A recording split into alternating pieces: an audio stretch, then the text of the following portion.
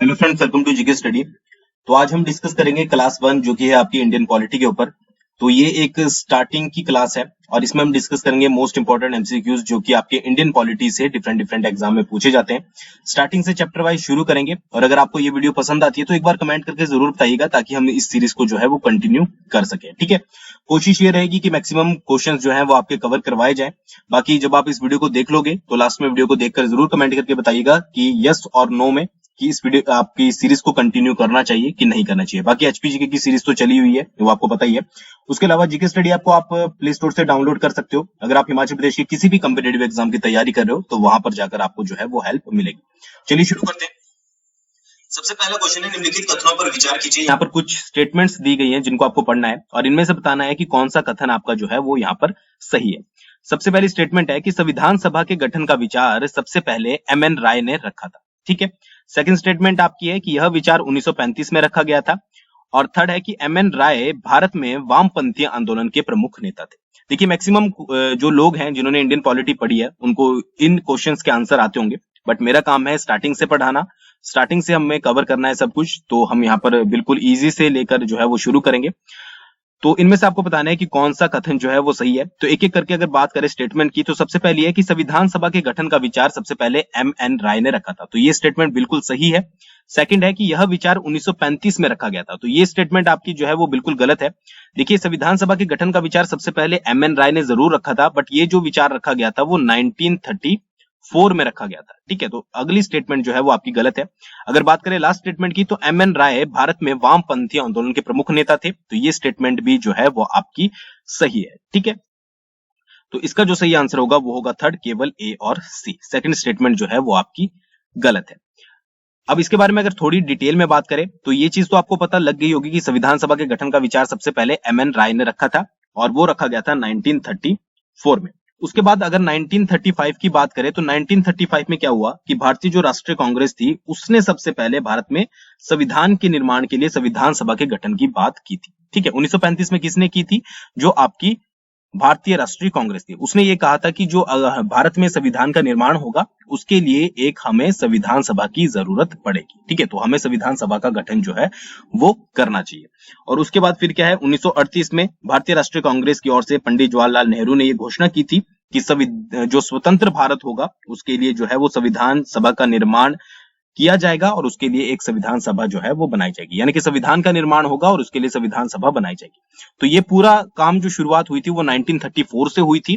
फिर उसके बाद 1935 में भारतीय राष्ट्रीय कांग्रेस ने बोला था कि भाई एक संविधान सभा होनी चाहिए और 1938 में पंडित जवाहरलाल नेहरू ने जो है इसकी घोषणा की थी। ठीक है, तो ये याद रखिएगा। नेक्स्ट एक चीज और याद रखिएगा कि एमएन राय जो है वो भारत में वामपंथी आंदोलन के प्रमुख नेता थे। और उसी के साथ साथ एक चीज याद रखिएगा कि भारतीय कम्युनिस्ट पार्टी, आपने सुना होगा भारतीय कम्युनिस्ट पार्टी, इसकी स्थापना जो की थी वो भी आपकी एमएन राय ने की थी। ठीक है, कहां पर की थी? ताशकंद में। ये क्वेश्चन बहुत बार पूछा जाता है। और कब की गई थी? वो की गई थी आपकी 17 अक्टूबर 1920 को। तो अगर आपके पास पूछा जाता है कि भारतीय कम्युनिस्ट पार्टी की स्थापना कब की गई थी, तो वो की गई थी 1920 में। किसके द्वारा? एमएन राय के द्वारा। और इनके साथ और भी लोग थे। और कहां की गई थी? वो की गई थी ताशकंद। एक क्वेश्चन ये होगा। और अगर आपसे ये पूछा जाता है कि भारतीय कम्युनिस्ट मतलब कि भारत में भारतीय कम्युनिस्ट पार्टी की स्थापना कब की गई थी, तो भारत में की गई थी आपकी 1925 में। कहां पर की गई थी? वो की गई थी आपकी कानपुर में। तो ये क्वेश्चन जो है वो बहुत ज्यादा कंफ्यूजिंग हो जाता है कई बार। तो अगर डायरेक्टली आपसे पूछा जाता है कि भारतीय कम्युनिस्ट पार्टी की स्थापना, तो आप लगाओगे ताशकंद वाला। ठीक है, अगर पूछा जाता है कि भारत में भारतीय कम्युनिस्ट पार्टी की स्थापना कब की गई थी, तो उसका आप आंसर लगाओगे 1925 में, कानपुर। ठीक है, तो आई थिंक ये चीज आपको क्लियर हो गई होगी। अगले क्वेश्चन की तरफ बढ़ते हैं। निम्नलिखित कथनों पर विचार कीजिए और इनमें से आपको बताना है इन स्टेटमेंट को पढ़कर कि इनमें से कौन सा जो है वो आपका सही है। सबसे पहला है कि क्रिप्स मिशन 1942 में आया था। सेकंड स्टेटमेंट है कि ब्रिटिश सरकार के कैबिनेट मंत्री सर स्टैफोर्ड क्रिप्स यह प्रस्ताव लेकर जो है वो भारत आए थे। थर्ड स्टेटमेंट है इस प्रस्ताव का मुख्य उद्देश्य भारत को ब्रिटेन के पक्ष में सेकेंड वर्ल्ड वॉर में शामिल करना था। और लास्ट स्टेटमेंट आपकी है कि युद्ध के उपरांत भारत को डोमिनियन स्टेट का मतलब यहां पर होता है कि जो है वो एक लोकतांत्रिक भारतीय गणराज्य की स्थापना है, यानी कि डोमिनियन स्टेट, उसको देने की बात जो है वो स्वीकार की गई थी। तो 4 आपके पास स्टेटमेंट दी गई है और इसका जो सही आंसर है वो है आपका डी, यानी कि ये सारी स्टेटमेंट जो है वो सही है। क्रिप्स मिशन आपका 1942 में आया था स्टैफोर्ड क्रिप्स के थ्रू, और इनका जो मेन उद्देश्य यही था कि भारत का जो सपोर्ट है वो ब्रिटेन में सेकेंड वर्ल्ड वॉर में जाए, और उसके बाद जो है वो डोमिनियन स्टेट देने की बात भी जो है वो कही गई थी। तो इसका आंसर होगा आपका सभी सही है, ठीक है, याद रखिएगा। अगले क्वेश्चन की तरफ बढ़ते हैं। निम्नलिखित कथनों पर विचार कीजिए। आपको जो स्टेटमेंट दी गई है उनको आपको रीड करना है। 3 स्टेटमेंट दी गई है और बताना है कि इनमें से कौन सी सही नहीं है, ठीक है, सही नहीं है। सबसे पहली स्टेटमेंट है कैबिनेट मिशन 15 फरवरी 1946 को भारत आया था, ठीक है, 15 फेब 1946 को। नेक्स्ट स्टेटमेंट है इस मिशन में कुल 4 मेंबर्स थे, यानी कि 4 सदस्य थे। और थर्ड है कि इसका एक उद्देश्य संविधान सभा का गठन करना भी था। तो सबसे पहले स्टेटमेंट को देख लेते हैं। कैबिनेट मिशन 15 फरवरी 1946 को भारत आया था। अगर आपने पढ़ा होगा तो ये स्टेटमेंट जो है वो बिल्कुल सही है। सेकंड है इस मिशन में कुल 4 मेंबर थे, तो ये स्टेटमेंट आपकी गलत है, क्योंकि इस मिशन में जो है वो आपके 3 मेंबर थे। 3 मेंबर की अगर बात करें तो सबसे पहले थे लॉर्ड पैथिक लॉरेंस, ठीक है, लॉर्ड पैथिक लॉरेंस। सेकंड जो आपके मेंबर थे वो थे सर स्टैफर्ड क्रिप्स, ठीक है, और उसके बाद जो थे वो थे आपके एवी अलेक्जेंडर, ठीक है, अलेक्जेंडर, एवी अलेक्जेंडर। तो ये 3 सदस्य थे। और अगर इनकी बात करें थर्ड स्टेटमेंट की कि इसका एक उद्देश्य संविधान सभा का गठन करना था, तो ये बिल्कुल सही है। तो इसका जो सही आंसर होगा वो होगा आपका, इनमें से बताना है कि कौन सा सही नहीं है। तो सही आंसर है आपका बी, ठीक है, बी स्टेटमेंट जो है वो आपकी सही नहीं है। देखिए जो आपके लॉर्ड पैथिक लॉरेंस थे वो थे आपके भारत सचिव, ठीक है। उसके बाद जो आपके सर स्टैफर्ड क्रिप्स थे वो व्यापार बोर्ड के अध्यक्ष थे, और जो आपके एबी अलेक्जेंडर थे वो नौसेना मंत्री थे। तो ये 3 सदस्य जो थे वो कैबिनेट मिशन में भारत आए थे। अगर बात करें डेट्स के बारे में तो 15 फरवरी 1946 को जो है वो ये मिशन भारत भेजा गया था।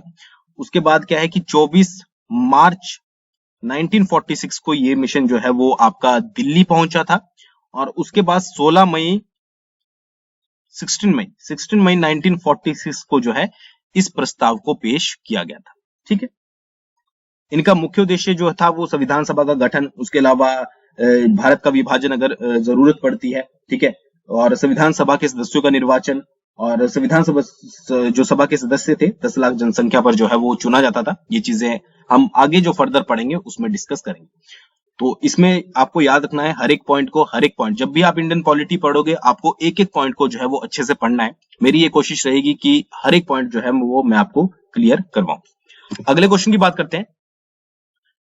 क्रिप्स मिशन को पोस्ट डेटेड चेक कहकर किसने बुलाया था? ये क्वेश्चन बहुत बार पूछा भी गया है और वेरी इजी क्वेश्चन है। तो इसका जो सही आंसर है वो है आपका महात्मा गांधी, ठीक है। क्रिप्स मिशन जो था उसको पोस्ट डेटेड चेक या फिर ये बोल सकते हैं उत्तरांकित तिथि का चेक या दिवालिया बैंक का चेक जो है वो किसने कहकर बुलाया था? वो बुलाया था महात्मा गांधी जी ने, ठीक है। नेक्स्ट क्वेश्चन है निम्नलिखित में से कौन सा कैबिनेट मिशन का उद्देश्य नहीं था? ठीक है, इनमें से कौन सा उद्देश्य नहीं था?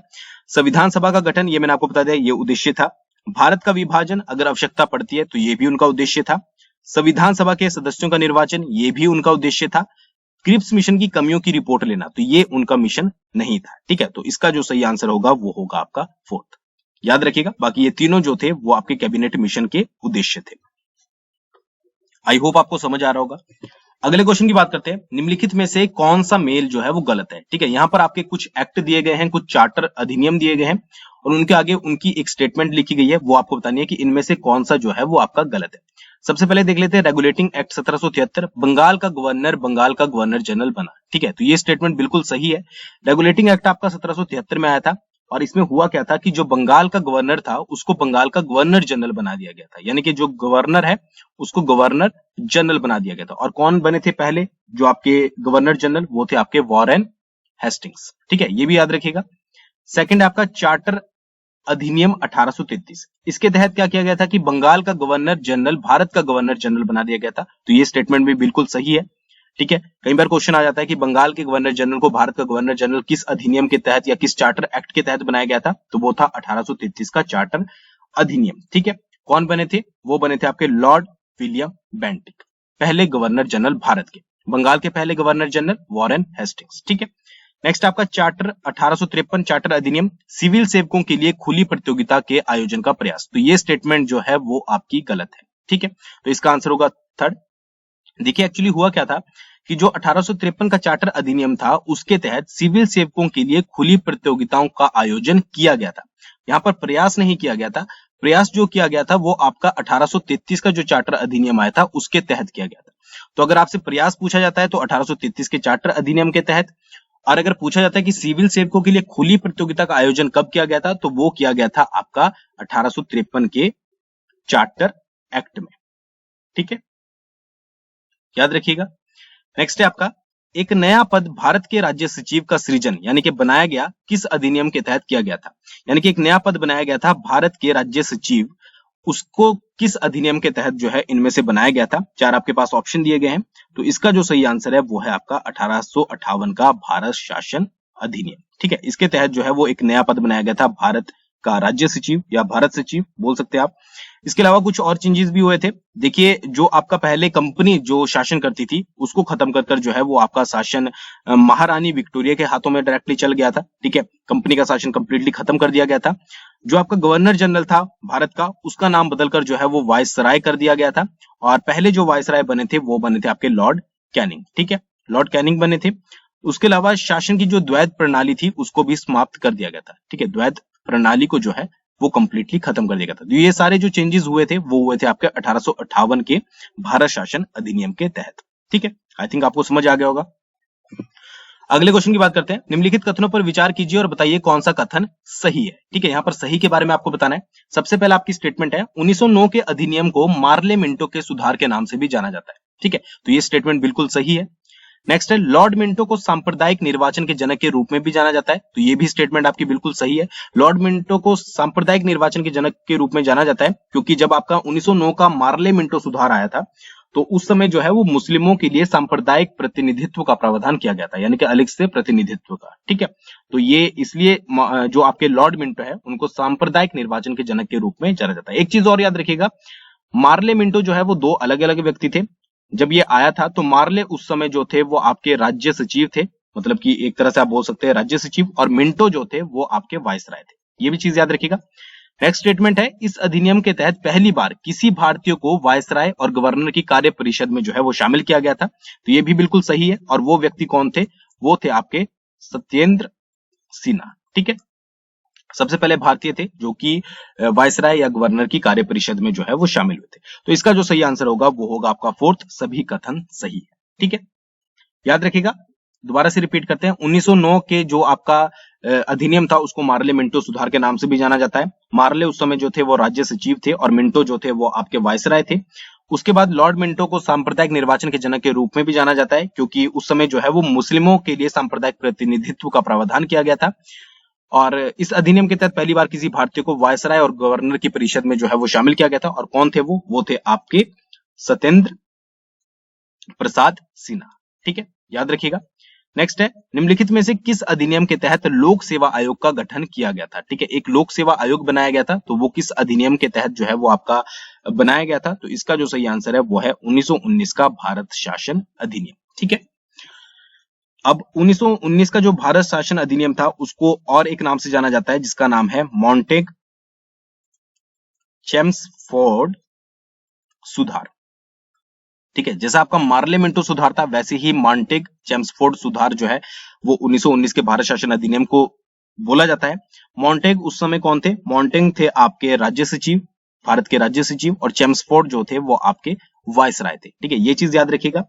इसके तहत क्या किया गया था कि भाई सबसे पहले एक लोक सेवा आयोग का गठन किया गया था और 1926 में केंद्रीय लोक सेवा आयोग का गठन किया गया था 1926 में। ठीक है, एक और चीज 1919 के भारत शासन अधिनियम के तहत हुई थी कि फर्स्ट टाइम जो है वो आपका जो सेंट्रल बजट होता है उसको जो है वो स्टेट बजट से सेपरेट किया गया था। ठीक है, अलग कर दिया गया था, यानी कि जो केंद्रीय बजट होगा वो अलग होगा और राज्यों के लिए जो बजट होगा वो अलग होगा। ठीक है, तो ये क्वेश्चन भी आपका बन सकता है, इस चीज को याद रखिएगा।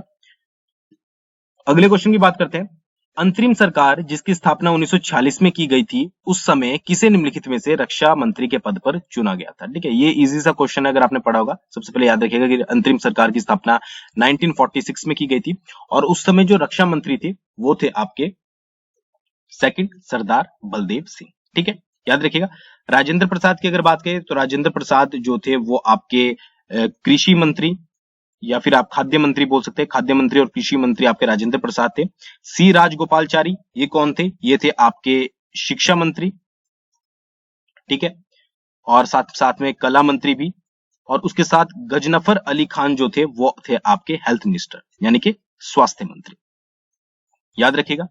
नेक्स्ट है, स्वतंत्र भारत के पहले मंत्रिमंडल में निम्नलिखित में से किसे रेलवे और परिवहन मंत्री के पद पर चुना गया था? ठीक है, स्वतंत्र, यहां पर आपसे पूछा था अंतरिम सरकार, ठीक है, और स्वतंत्र भारत यानी कि 1947 जो आपकी पहली मंत्रिमंडल चुना गया था, उसमें जो है वो किसे रेलवे और परिवहन मंत्री चुना गया था? तो इसका जो सही आंसर है वो है आपका डॉक्टर जॉन मिथाई, ठीक है, रेलवे और परिवहन मंत्री थे ये।